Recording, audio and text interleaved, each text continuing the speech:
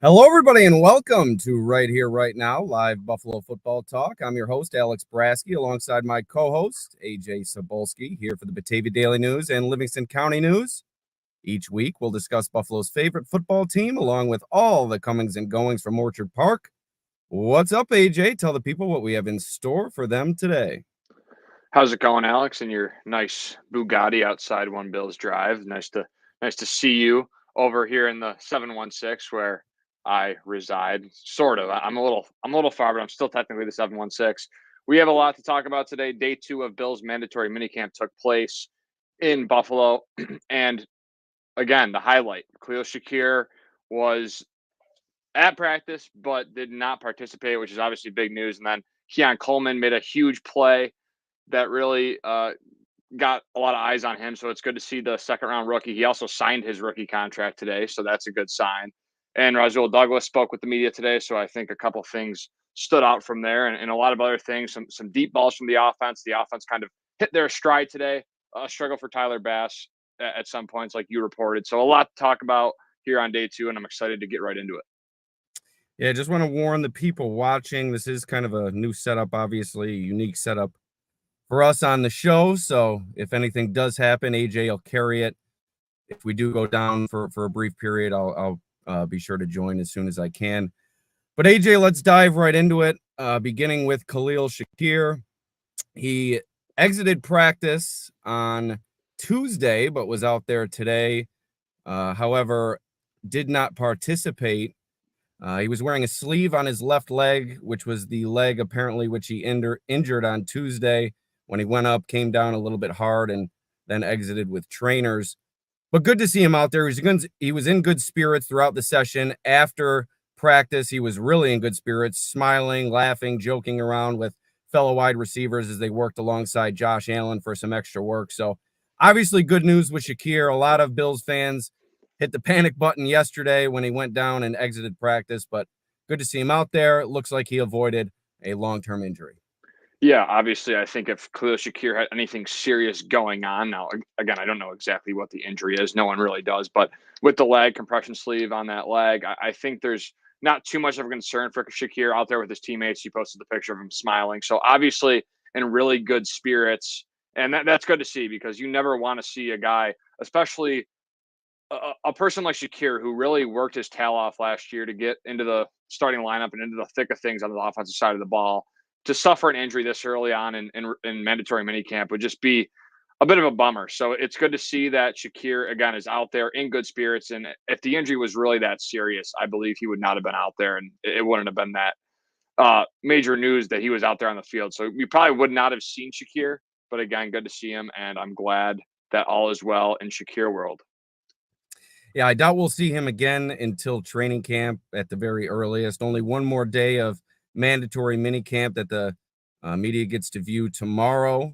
Usually the Bills in the past have canceled that Thursday session, but we haven't heard any word that a cancellation is coming, so it does appear as if the Bills are set to practice on Thursday, at least at this point. We'll keep you updated if that is to change, but we'll be back out there tomorrow. I doubt we'll see Shakir participating. But one player we will see participating once again, albeit on a limited basis, is Matt Milano. He was, again, participating during practice today, going through individual drills, along with team drills while they went through walkthrough. Did not participate in full speed team drills, still being held out in that respect. I doubt we'll see him participate in that tomorrow. Probably have to wait until training camp. A few other updates in terms of attendance. Missing Tuesday's practice was Dorian Williams. He returned in a limited fashion on Wednesday. Spencer Brown and Mike Edwards also limited for a second consecutive day. Several players absent from the practice field, although they were in attendance. Edifon Ulofoshio, Nicholas Moreau, Balin Spector, Ray Davis, Ty Johnson, Reggie Gilliam. Offensive lineman Will Clapp joined the list of those who missed Wednesday's session. Dawson Knox revealing after practice that Clapp was absent due to family reasons. Also, Christian Benford, who missed Tuesday due to family reasons, was again absent on Wednesday. So Bill's still dealing with a bit of injury trouble, but good that you get Dorian Williams back. Obviously, Milano once again put forth a pretty clean practice in terms of his individual work. No signs of that injury hampering him. And then getting Shakir out there and in good spirits. Kind of all good news after yesterday. It seemed like the world may have come crashing down. Yeah, Ulafosio, Morrow, Spector, and then the running backs Davis, Johnson, Gilliam not being there. Obviously, it's not something too major. I think the Bills would have addressed that, and I think they'll obviously be back for camp, but probably precautionary, dealt with some bruises and nicks during voluntary OTAs, and just best to keep them out. With Matt Milano, again, just I think really getting him ready for that training camp, kind of a wound up period for him, get his legs underneath him, get some reps in, put some work on the pads, do some drills, some individual drills, which is always good to see from a guy of his caliber. So all in all, injuries not too concerning. Obviously, great to see Shakir out there, not practicing, but at least on the sideline with his teammates. Milano, again, another limited day. Dorian Williams back out there, which is also a good sign. He needs those reps as he really goes into a big year too, and he could eventually be the predecessor of Matt Milano in a couple of years. So it's good to see him out there as well. And yeah, just good on the injury front and good to see a couple of guys back out there in the field today. Now let's get into the action on the field. It's been a struggle for the Bills offense thus far during offseason activities. The end of OTAs really struggling. And then yesterday, some sloppiness from Josh Allen and company. But today, I thought the offense really rebounded with a solid performance. A lot of big plays from wide receivers, including rookie wide receiver Keon Coleman, went up to secure really a highlight reel catch over Rasul Douglas, probably his most remarkable catch of the offseason thus far. Really using that big frame, athletic ability, leaping ability to go up and pull it away from the Bills' starting cornerback. And for a rookie to already be doing this against a starting caliber player certainly impressed me today and just adds to the impressive spring that Coleman has put forth. You got to love him winning these contested catches. I know the pads aren't on yet, and there's still a long way to go, but showing these signs early on during the offseason, certainly a good sign for Keon Coleman. Yeah, it felt like there wasn't that day yet for Keon, whether it was voluntary OTAs or mandatory minicamp or anything stood out. Obviously, he made a couple of grabs and was probably, trying to get on the same page as his quarterback, but really good to see him make a kind of a highlight reel play on a veteran corner that's been in this league. And Douglas is a guy that, he really rebounded his career, and I loved listening to him today, and I'm sure we'll get to that.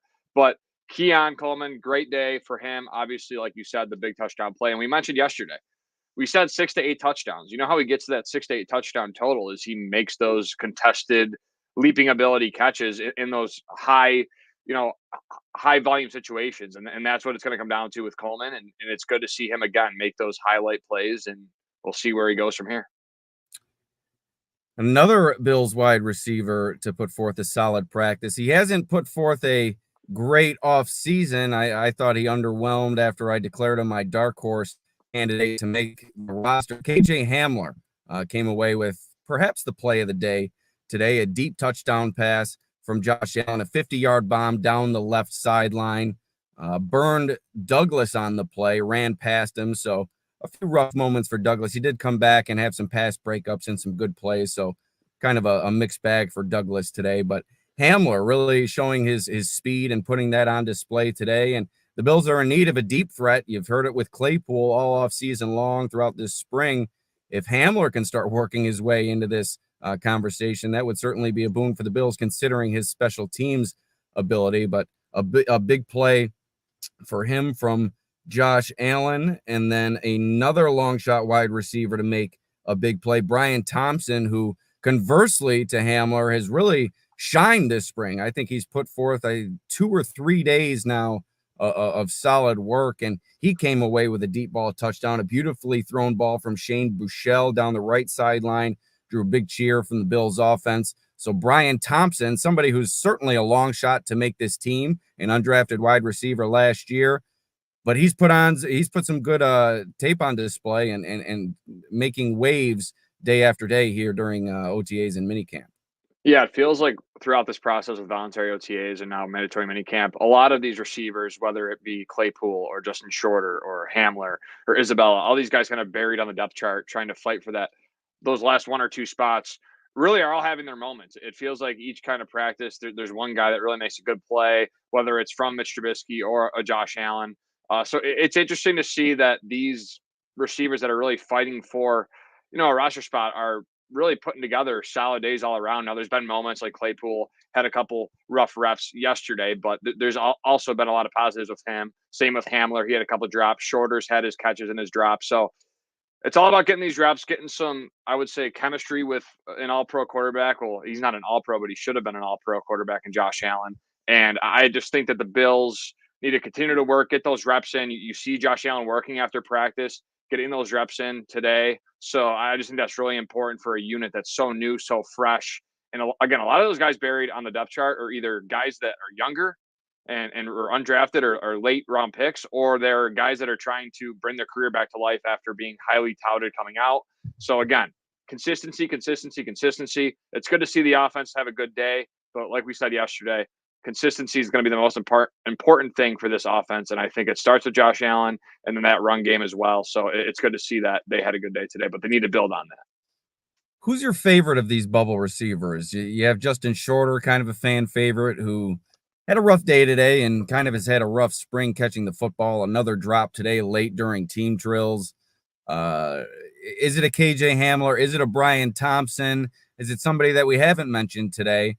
For me, I've already declared it as KJ Hamler. Just the speed is undeniable, and he put it on display today. But Brian Thompson is starting to grow on me. I was a big Tyrell Shavers guy last year. He hasn't really performed. He's had another drop today. I think he's had 2 or 3 drops throughout this spring. So really not following up last offseason with another good offseason. But Brian Thompson starting to grow on me and just putting consecutive days together and working with different quarterbacks between Mitch Trubisky and Shane Buechele and finding a way to come down with big catches, big situations, and relatively deep down the field. Today, the deepest. Brian Thompson really starting to make waves within this room for me anyway. Yeah, it's tough for me again because I've yet to see these guys in real life. So it's tough for me to really look at who I like. But based off, again, I said yesterday, Chase Claypool is a guy that I'm just rooting for just based off the fact that, again, Notre Dame guy has all the tangibles. I think how he mentioned earlier in the offseason programs that working on special teams is going to be a focal point. Buying in is going to be a focal point. How about more of the Darkhorse guys? More of the Hamlers, the Thompson, you have to give you have to give the edge to probably like an Andy Isabella. I mean, he was here last year for a little bit. If you're talking really like the Hamler, Shorter, Shavers, Thompsons, I couldn't tell you. I know KJ Hamler was a 2nd round pick. So, and he made the big play today. So that's huge. And I think if he can continue to build on that, that would be beneficial because, again, I think the Bills are lacking that true like slot presence, that smaller guy. So if you look at that Isabella and Hamlers, I think they have a better chance compared to the Justin Shorters of the world because the Bills have so much height and size in their wide receiver core already with Claypool, Hollins, and Coleman. And then Shakir and Samuel and MVS can kind of do everything. So it's tough for me to see a Justin Shorter at this point. I think he's so far on the outside looking in, plus all the reports from you and several other guys on the beat and girls on the beat that just were basically saying, this guy really isn't putting it together. And it just, to me, it seems like with how everything was handled last year, he sat in the practice squad after the injury and coming off the IR and never really got an opportunity. And now he's doing this in the next season. I just don't really see a path for him right now. Could he make it? Maybe, maybe, who knows? But I would say it's very slim chance just based off the fact they already have all these guys. Claypool's made plays. MVS obviously has a good relationship with Josh Allen already. That's why he signed here. So I just see it hard for Shorter to have a path. Yeah, I think when you're talking about these guys, it really comes down to whether or not the Bills are going to keep 7 wide receivers. I don't think you're going to see them keep any of these guys as the number 6. I think you're looking for more out of that number 6 wide receiver in terms of offensive contribution. So I think you're looking at Claypool in that number 6 slot there. But if they do keep 7, that would certainly open the door for a Hamler, a Thompson, or perhaps an Isabella. I'm with you. I think Shorter, what he's put on display this spring, I think he's working his way out of the conversation at this point. Same thing with Tyrell Shavers.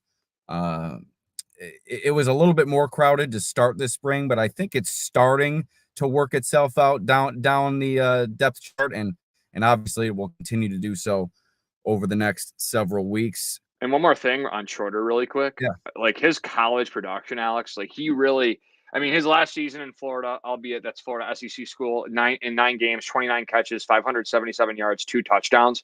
So not bad. And I know there's players in the NFL that have obviously worked out that have not had the best college production, but just going back to his like whole pre-draft narrative and a lot of people that I trust that really dive into the NFL draft thought Justin Shorter was a reach and might not even have been drafted. But again, it goes back to that prowess of the Bills. When you get to those later rounds, it's about kind of betting on talent. And like that's why you see, I know Spencer Brown was a 3rd-round pick, but that's still a bit later. And they bet on his talent and his tools. I think with Justin Shorter, they were hoping that 5-star high school recruit could come back out of him if he was coached the right way in the NFL. And just right now, it just does not seem like it's clicking. Yeah, as I said, this was one of the most productive days for the Bills offense during this spring off-season period. But it wasn't all sunshine and rainbows for the Bills offense today. A couple plays made by the defense and a couple of disappointing plays made by the offense, including Shorter's drop, also Shaver's drop. And then James Cook had a drop right to kick off team drills. And this is starting to concern me, considering the struggles that he had last year catching the football, seemingly hauling in every difficult catch, but struggling to make the easy catch on touchdowns and denying the Bills chances at adding points. But today, early in team drills, let a ball go right off his hands, bounced high into the air. I don't know how it wasn't intercepted, but James Cook's ability is undeniable, and he was 4th in.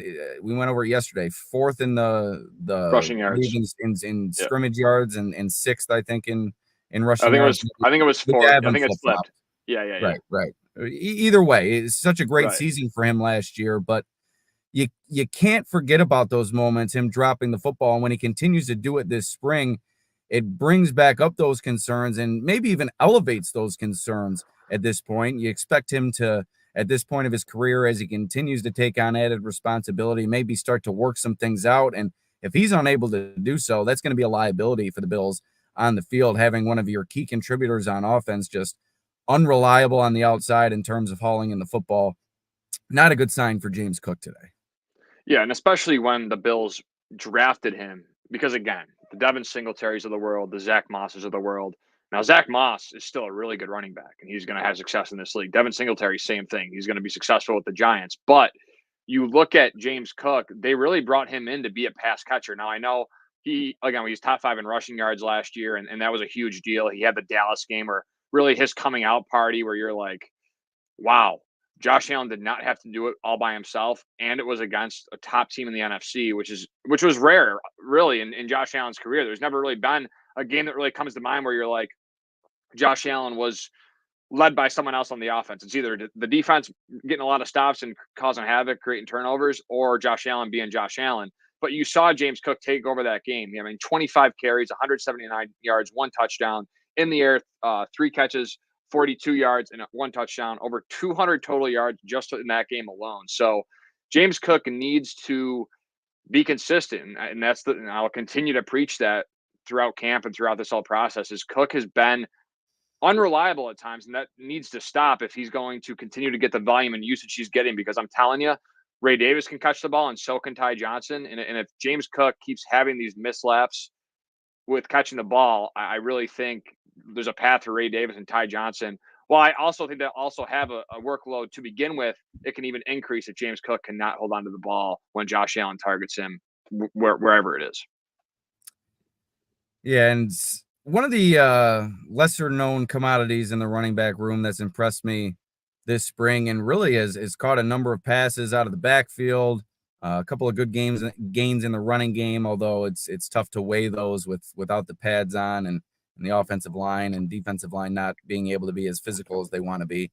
But Darrington Evans, his second year with the Bills, he's kind of been all over the field throughout this spring offseason activity period. And I don't know, like you said, the struggles with Cook, I don't know if there's any path for Evans to become a significant contributor this year, but kind of a younger player that they have in the pipeline, somebody who's impressed me this spring. Just I felt like it was worth commenting on.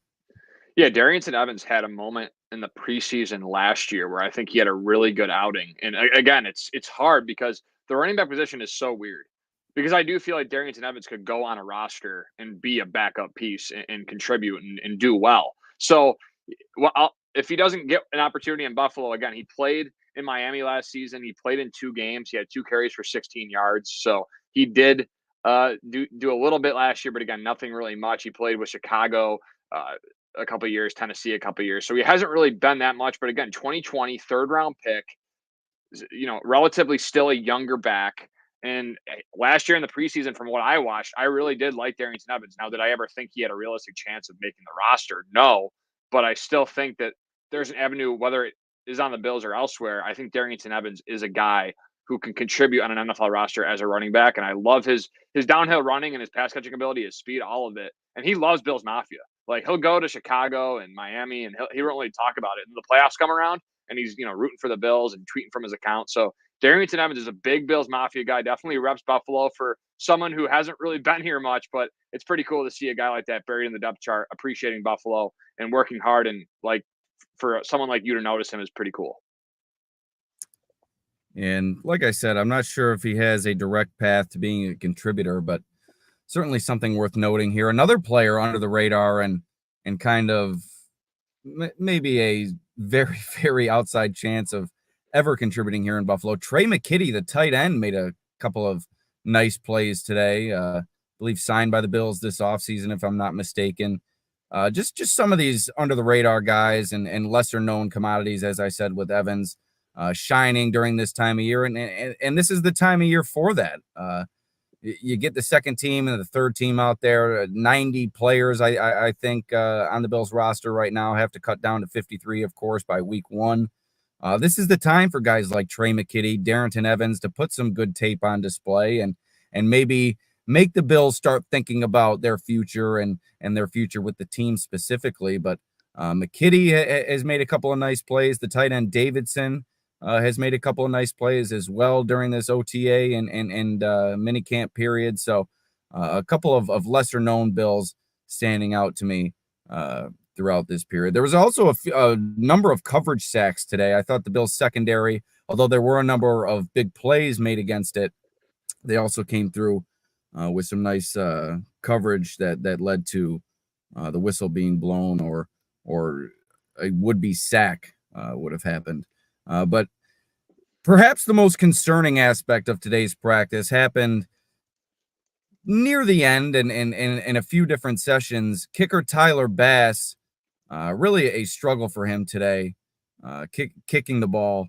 Let's see what I had in my notes. 3 of 8 kicking field goals, misses from 45 and 35, missed 2 apiece from those distances, while he made from 50 plus. Sam Martin was the holder for Bass today. Earlier during spring offseason activities, the undrafted free agent Jack Browning, I think. Jack or Jake? Jake. Are you sure? I think it's Jack. Jake might be the Jack Browning. Jack Browning, San Diego State. Yep, Jack Browning. Right. So Browning served as the holder earlier during this offseason, and I think Bass had a really good day, made a couple of deep field goals with the wind at his back. But today, with Sam Martin as his holder, really struggled to put it through the uprights. A couple of ugly kicks, and not really from that deep of distance either. And with no rush coming at him, certainly a concern for Bass, who signed an extension last April, 4 years, $20.4 million. That'll tie him to the team until 2027. Subpar 83% field goal percentage last year. Missed that 44-yarder against the Chiefs. There were no concerns leading into today with Bass. We didn't see much from him throughout OTAs. I think it was only that one day that he really had an extensive kicking period during practice. But to have 8 kicks, or excuse me, what was it? Yeah, 8 kicks and miss 5 of them did not look good today. Yeah, when you're there's not a lot to take away from these sessions. Again, mandatory minicamp, it's June. But if there is one thing, if you're missing 3 kicks from 45, 35, 35 with no rush, I don't know how the weather was out there today, but it wasn't. Fine. It was crystal clear. It's beautiful. Not a cloud in the sky. Yeah, so that is a little concerning. I'm a little sweaty in the car. I'm not going to lie. I got the windows rolled up for audio purposes. If you're watching on the video. I've unrolled the windows a few times, and I've forgotten to mute my microphone while doing it, so maybe you hear it on the audio side as well. But yeah, beautiful day in Orchard Park. No excuse for Bass to miss the field goals. Yeah, so it's just that is a little concerning. You know, missed from 45 twice, 35 twice, and then one for two. So yeah, a 3 for 8 kind of day. I think he missed one from. I think he missed one from 50 plus as well. I think I left that out. Okay, so yeah, there is some concern there for Bass because he's a guy that again got the contract. He did really well in his first couple seasons with the Bills. I wouldn't say a crazy down year last year, but you end on that kind of note, and it just kind of sits with you for a whole offseason. That's got to be, one, tough to deal with, but two, that puts a little bit more pressure on you because you got the contract now, and you're missing a kick in a big moment like that. So I hope Bass can figure it out. I think Sam Martin holding is going to be something that will probably be talked about a little bit more because he seems to have struggled with him a little bit more than in years past with other punters on the Bills roster. So Tyler Bass, I start to get a little bit concerned, but again, it's June, mandatory minicamp, and we should really see what he's made of at training camp. And even tomorrow, let's see how he responds to a bad day if there's practice. So one more day of minicamp on Thursday. Like I said in the past, they've canceled that day, but it does seem as if they're going to leave that intact, that part of the schedule. So it seems as if we'll be back out here in Orchard Park tomorrow. A long way to go until training camp, so it'll be good to maybe get some last looks at some of these guys before the extended break. It will be good to also separate from these guys for a little while, maybe reflect on what we've seen during OTAs, what we've heard, what we've learned, and really start looking forward to training camp. But I think them leaving this day on the schedule may speak toward just the changeover that they're experiencing throughout the roster. The past several years, they've really had their leadership intact, their starting lineup on both sides of the ball for the most part intact coming into each season. This season, there's so many new pieces on both sides of the ball. I think that's really what's leading Sean McDermott, at least it seems right now, to leaving that Thursday practice on the schedule. Yeah, reps, continuity, getting to know the guys. Dawson Knox even said today during his press conference that some of the guys he doesn't even really know on the defensive side of the ball because, one, they're on different units, but two, there's a lot of just new faces on that defensive side of the ball. So I think it's going to be huge for this team to get as many days as you can where you're all there and all present to keep working. So I think it's smart that the Bills, if, again, they don't cancel and that doesn't change, I think that's really important and a good sign that the Bills know where they're at. They know that this is kind of a new beginning for this whole organization. I know Sean McDermott's still there. You still got Brandon Beane and Josh Allen, kind of the three-headed horsemen there. That those are the staples of this franchise, but a lot of change. So I think that's huge. And Josh Allen getting those reps in, like John Robert, and a lot of new receivers on the roster. In the comments here, John, thank you for always, by the way, tuning in. If you have not yet, please like, share, subscribe. We greatly appreciate it. We're going to try and keep churning these right here, right now podcasts out. So again, just appreciate it. But yeah, this Bills team is a new team and they have a lot to learn, and getting those reps in while they're all present is going to be very beneficial moving forward. And I think it kind of sends a message too to the players that have been here that are used to the third day being canceled. Like, hey, look, there's a lot more work to do. We got a lot more to learn, and we're not going to be complacent. We're going to work and work and work, and we know our goal still is the same. So I think that's going to be a huge thing, and I'm looking forward to seeing if there's practice, all the takeaways and notes from tomorrow's minicamp session. And before we get on out of here, and before my computer dies, although now I say that, and it probably will now. A few more takeaways from today after practice, media availability. Connor McGovern talking about his transition to center and talking about how he was really drafted to be a center, and that's his more natural position, and he's really excited to get back to playing center.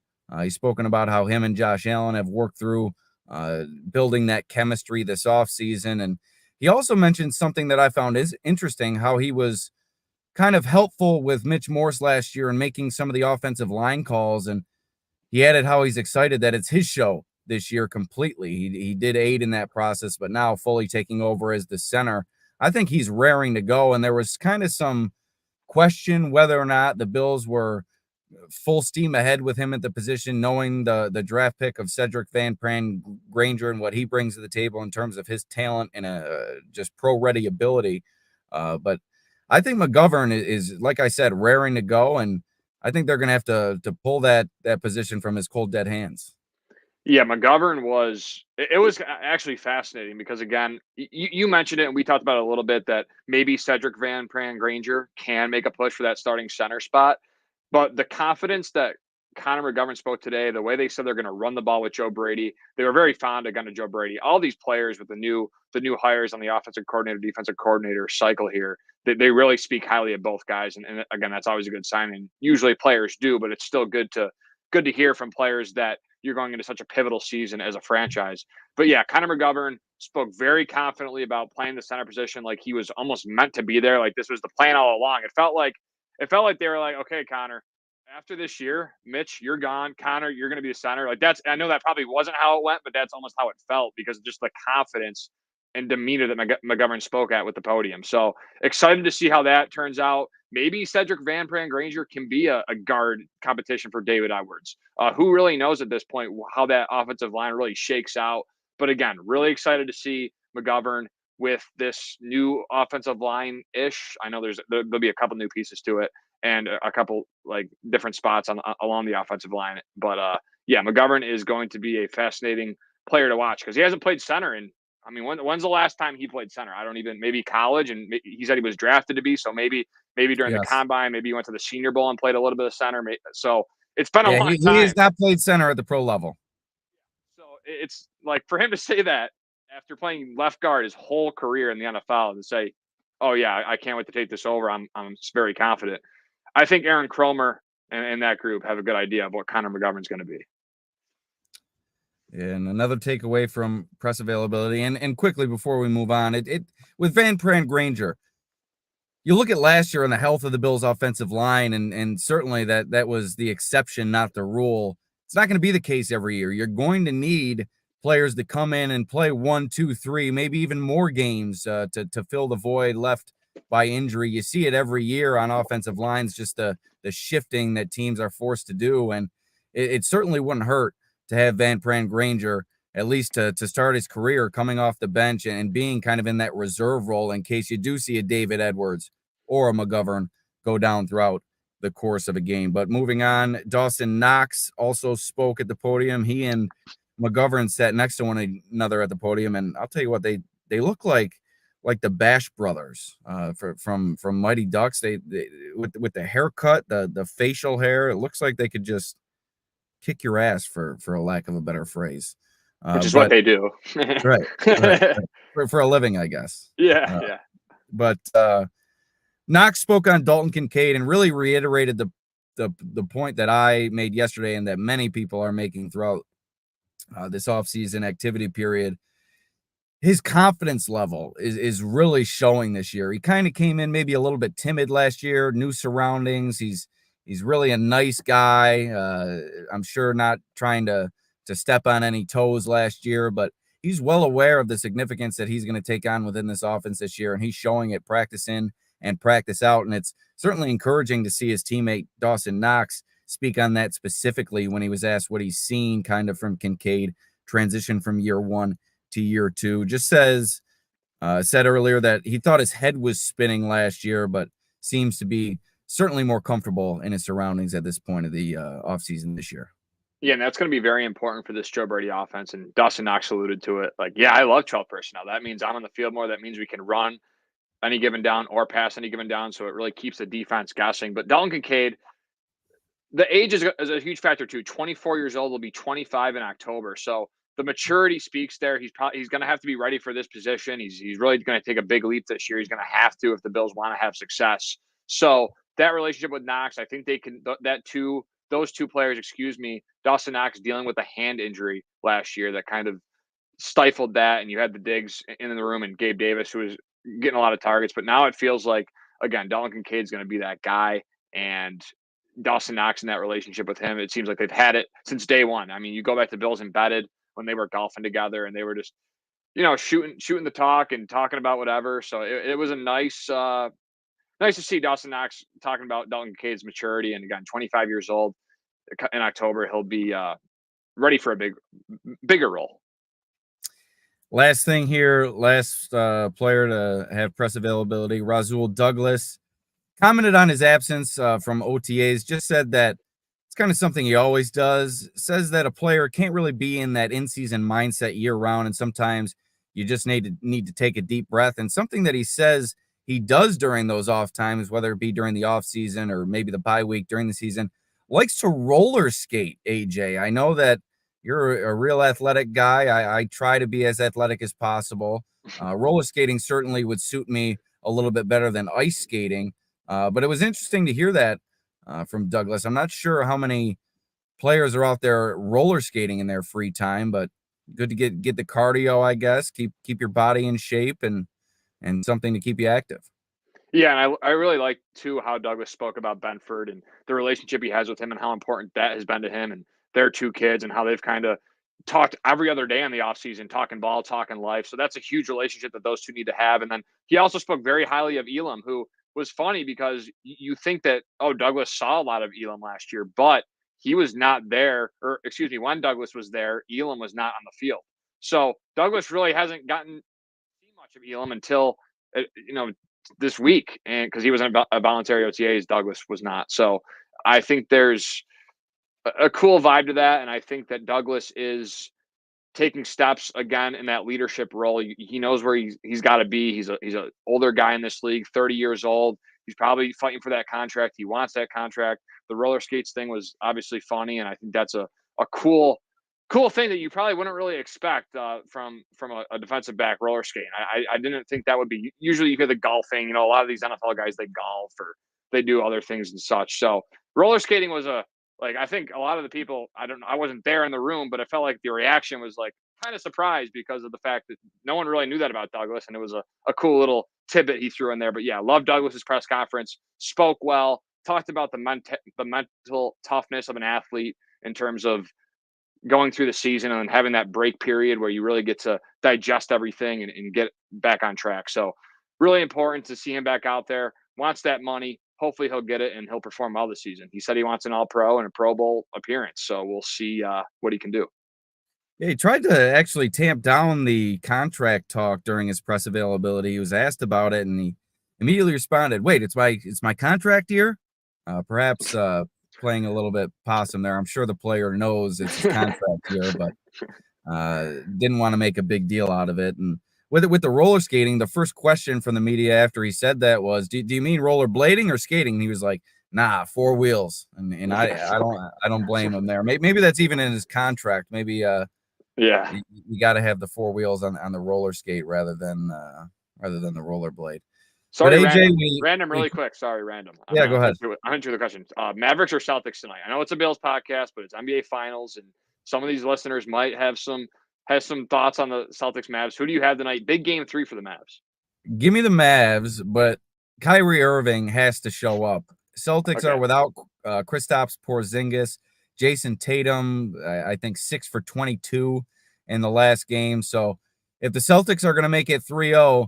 They're going to need a lot more from Tatum, and I'm expecting more from Irving, and I think the Mavs are going to take it. Yeah, I'm with you. I think that supporting cast needs to show up, and they're at their home court. They know what's on the line. And again, I know experience really doesn't matter, but in some situations, I think it does. Coming back home, Kyrie's been here before, and I think he needs to show up, or else the series is over because they need to win both. If they go back to Boston down 3-1, it's over. And I guess we'll leave it here, AJ. I'm gonna throw a random one at you, and like I said, hopefully we remain online here, bringing it down to the nitty gritty. I was listening to Sal Capaccio on Matt Bove's podcast. Matt Bove, friend of the show, we had him on previously. Sal Capaccio, future friend of the show, perhaps, but they talked about best sports movies of all time, and I agreed with Matt with Angels in the Outfield. That's one of my all-time favorites, if not my all-time favorite sports movie. Just as a kid growing up, it really had everything. It made you cry, made you laugh, and made you enjoy the competitive aspect of it. How about worst sports movies or worst sports shows of all time, AJ? I have to go with the ESPN product Playmakers from back in the day. You might be a little bit too young to remember that, but kind of about the scandalous aspect of pro football. And I really thought they did a poor job with that, and some people were interested and with that scandal part, but really kind of a train wreck of a show. How about you? What's your least favorite or worst sports movie or show of all time? So I'm not a big movie or show guy, so I cannot I tell you know my. that's why I threw it at you. I knew it would I be know. tough for you. I cannot tell you my worst, but I'm just going to go on a limb here and say my favorite, Dodgeball, which I know it's not technically a sports movie, but Dodgeball is a sport. Dodgeball is a sport. The Cobras. You can't evade the question. You have to give me the worst. The worst. You can't completely turn it around and go best when I'm looking for worst. The Well, worst I don't sports know. movie you've ever seen. I could probably count in my hand how many sports movies I've seen. I mean, Fever Pitch was. I mean, every sports movie I've seen has been good. Fever Pitch is great. No, I Dodgeball. think you're right on par there with worst sports movies of all time. Fever Pitch, certainly within the top 3 worst sports movies of No, all time. that's a great movie. I loved it. Fever Pitch is, and my dad's a Sox fan, so there's some nostalgia there because his dad, my dad are all Sox fans. So that movie just, it's good for me. I liked it. I'm a Yankees fan, so perhaps that sways my opinion, but Yeah. Jimmy Fallon, Drew Barrymore doesn't really get much cornier than that. Really kind of nightmare fuel for me. Would you believe me if I just look up right now worst sports movies of all time and give you one? Let's see what Google has. Bleacher Report, the top 50 worst sports movies of all time. If I can get to the bottom of this really quick, which I am. I mean, Let's see Fever what, Pitch, I get it. If you're a Sox fan, you might like it. If you're a baseball fan, there are kind of some inside stuff there. The life of a baseball fan, life of a season ticket holder. But my God, the storyline and just everything. Cheesy City. All right, so they have the worst sports movie of all time on this as Mr. 3000. Do you have any idea of what that is? Yes, I actually don't agree with that list. I am a huge Bernie Mac guy. Mr. 3000 is a movie about Bernie Mac. He's a player who I think retired in a bad way before he was able to get his 3,000th hit. And then he comes back out of retirement years later when he's really old. He needs like 1 or 2 more hits or something like that. I love that movie. Anything with Bernie Mac, sign me up immediately. Yeah, I think, and I also forgot one for my favorite because again, I don't have, I don't think I have a worse. They have Rocky. Rocky is a bad one. Amazing Grace and Chuck. Bad News Well, Bears go to Japan. Rocky what? Regular Rocky is on that list? Rocky 5. Yeah. I mean, I can see that. Rocky 5, I think that's the Tommy Gunn version of Rocky. That I think that was certainly the worst advent of that. But Happy Of that Gilmore's the movie best. series. Happy Gilmore's the best. I'm sorry, I missed that. Happy Gilmore's the best. Adam Sandler. That movie is the hockey stick and that whole. That's just a great movie.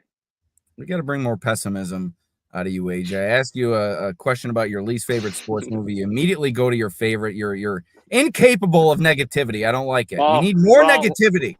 When the Bills are 6-6 again this year, and just like last year, when I was kind of not done with McDermott, but I think there was a right for people, especially the people that were fed up with him. Like I was kind of like, I hear you. Like there's a reason that I think you could say McDermott might be on the hot seat, but then he responded with 5 wins, so that shut everybody up. Again, then the naysayers came back out when he fell to the Chiefs in the playoffs. But now, I'm a critical guy when it comes to football, but in food especially, but movies, it's just really not my cup of tea. All right, that's gonna do it. Right here, right now, live Buffalo Football Talk. Alex Brasky, Ajay Cybulski. Be sure to like, subscribe, share the podcast. You can get it on YouTube, anywhere you listen to your podcasts. Anything else, AJ? That is all. Again, thank you all for tuning in. It's been a fun couple of days here. Again, breaking down mandatory minicamp with Alex and discussing all the takeaways, all the comings and goings from One Bills Drive, as we say every episode on Right Here, Right Now. All right. Thank you for joining us, and we'll see you next time. Peace out.